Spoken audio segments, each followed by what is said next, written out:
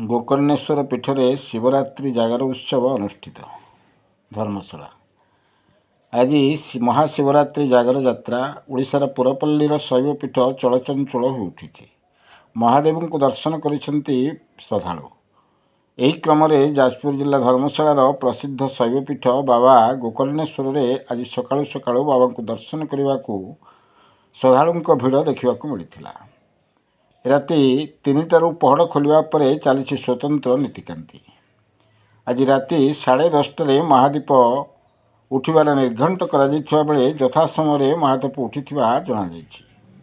अधिक श्रद्धालुं आगमन को दृष्टि रखी ट्रस्ट बोर्ड पक्षर श्रृंखलित दर्शन पर स्वतंत्र व्यवस्था करा शांति श्रृंखला स्थानीय पुलिस प्रशासन पक्षर पुलिस मुतयन करा। धर्मशाला सुशांत कुमार गोछायत रिपोर्ट, कांतिधारा न्यूज।